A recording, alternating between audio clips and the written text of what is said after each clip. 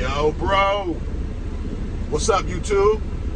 This is Big T Hib, and this is Hib's House Boxing, where we talk about boxing over here, you know what I mean? And I'm going to tell you why I think what I think. I'm going to give you the why behind the what. Right now, what we talking about is the biggest fight in the world right now. We're talking about Spence versus Crawford. I'm going to tell you who I got and why I got him. So, right now, just to get straight to it, I got EJ. I got Spence. But I'm going to say this. It's a pick'em fight. It could go either way. It could go either way. You know, as far as winning or losing. I wouldn't be surprised if it was a knockout. Either way. I wouldn't be surprised if it was a decision. Either way. I wouldn't be surprised if somebody didn't come up off the stool and do some no-mas type of funny business. You know what I mean? Nothing that can happen in this fight will surprise me. But if I gotta choose, if I had to put some money on it, I'm gonna put it on Spence. Here's why. They're very close as far as boxing ability and fighting ability, right? And within the two things, you got defense, you got different facets of the game, right? They're the sweet science. But I break it down to boxing and fighting, right? Because it's a boxing match, but at some point, a fight is gonna break out. If I had to grade them 1 to 10 on their boxing ability, 10 being Floyd Mayweather level, I would give Terrence Crawford a 9. A solid 9, maybe even a 9.25, but I'll give him a 9. I'll give Errol Spence a 8.75. A solid 8.75. Like, it's not an 8.5 in my head. It's an 8.75. Close to a 9, but I'm going to just say an 8.75. So the gap there in their fighting ability, it's not that far, right? I'm sorry, the boxing ability. Now, if I judge them on their fighting ability, brawling, grit, you know what I mean, getting in there, rolling, you know, dipping, dodging, man, I'm going to give Errol Spence a 9.25. And as far as on the fighting scale, a 10 being Marvin Hagler.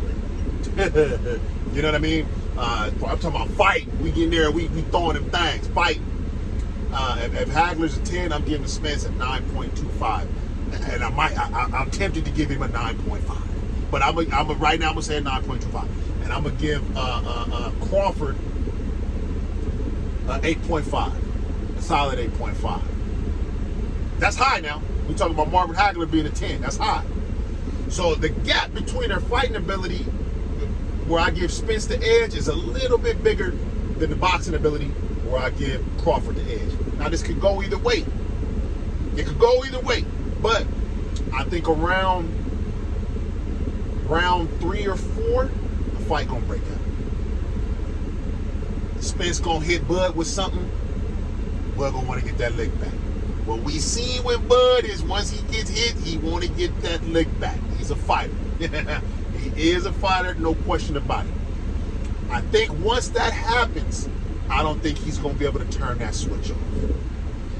At least not enough to win a boxing match, right? Because he is a smart fighter, and he is going to be able to turn it on and off. But not. I don't think he's going to be able to turn it off enough and just box enough to actually win a boxing match, right? I think a lot of experience is going to play a big factor and a big role in this fight.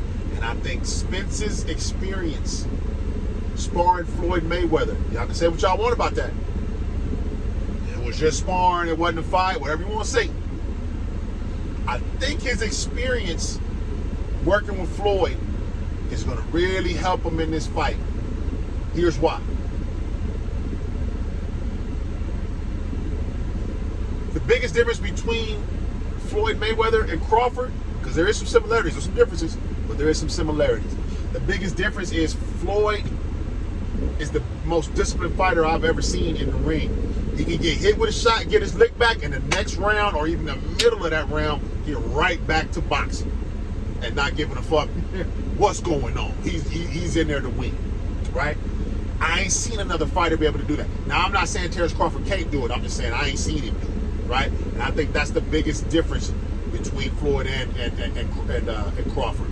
And EJ with that experience sparring Floyd, yo, that's some great experience. You know what I mean? As great of a boxer as Terrence Crawford is, he ain't a better boxer than Floyd. Now, he's a different boxer than Floyd, but nonetheless, he is a boxer. Spence having that experience with a master level boxer, it ain't nothing Crawford gonna do in there that Spence hadn't seen, right? Now, that being said, there is a rumor that Spence and Crawford, they spar each other in the amateurs.